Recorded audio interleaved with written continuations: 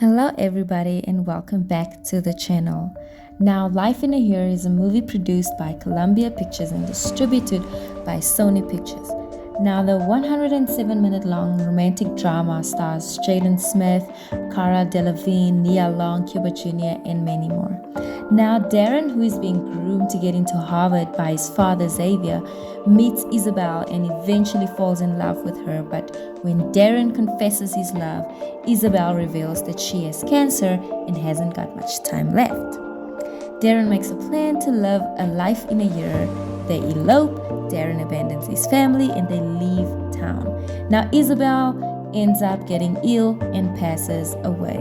What a sad story. Now, on the outside, the movie seems harmless. Two innocent teenagers simply doing what they want and trying to savor the moment. Also, it completely taps into our emotions and make us feel so much empathy and pity towards the girl who is about to lose her life. But not everything is always as it seems. Would you believe me if I told you that there is a greater agenda behind the movie?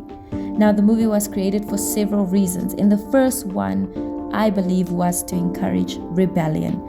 In the movie, Darren rebels against his father, who is authoritative. Now, his father wants what's best for him and believes that the girl is a mere distraction, which is true in the movie. Now, Darren's rebellion is glamorized so that young people think that it is okay to rebel against their parents. This sends the message that young people should not submit under their parents. Darren goes on to run away with his girl, spends all his money, and ends up stealing from a store at a gas station. Now, this is portrayed then as attractive and cute behavior.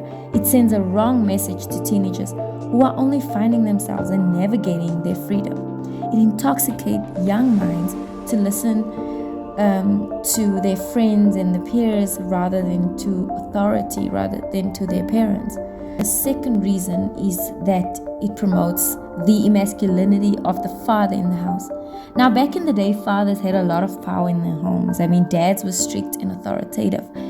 But these days, men submit under their wives because they are being emasculated in the workplace, in the homes, and in other parts of society as well.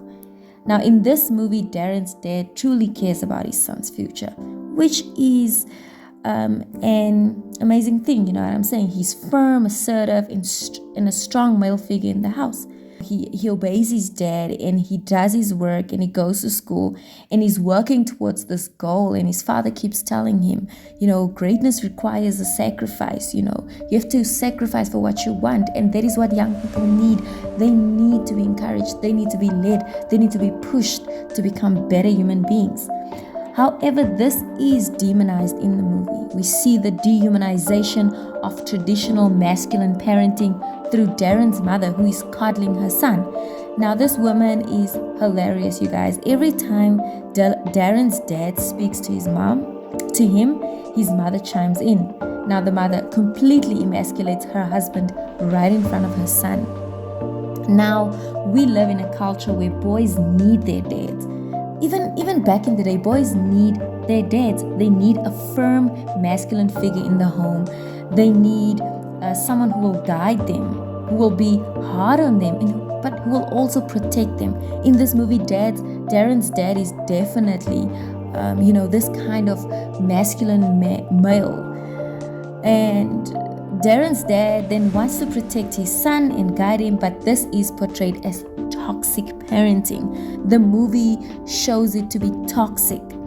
And this aspect sends a message that when one has a strict dad, one should not listen to him. Completely wrong and toxic to young minds. Now, imagine so many teenagers watching this, having a strict dad in the home, and they start to see their dad in this bad light. Really crippling and really dangerous, because this child might then just rebel just as Darren did.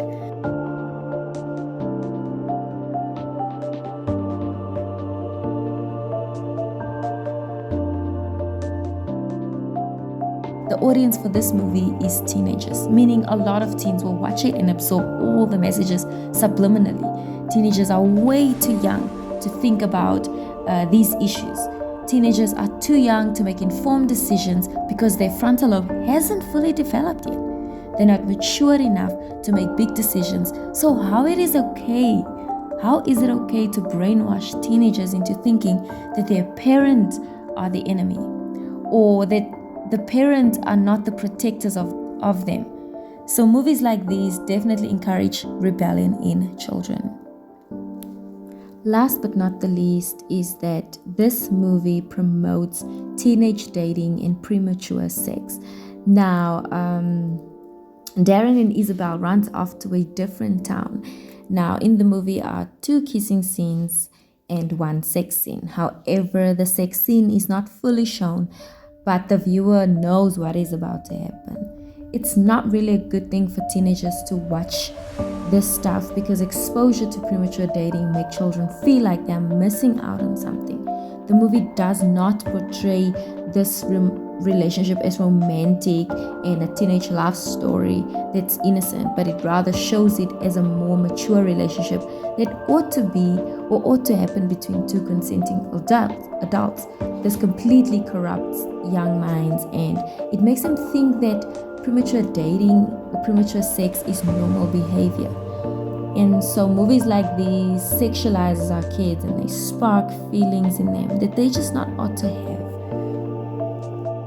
Premature dating on this level may result in teenage pregnancy, HIV, STDs, and so on. Teenagers should be told about the realities of these type of things or this behavior.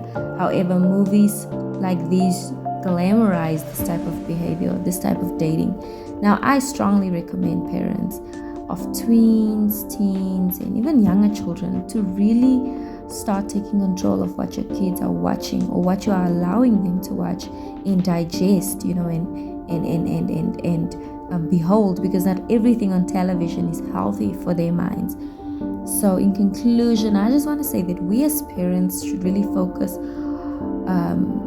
on protecting our children. A lot of times we focus so much on protecting them physically, like you put in safety gates, you put in cameras in the yard or on the premises, you put on electric fences and whatnot. But what about protecting them emotionally and spiritually? That too should be a top priority.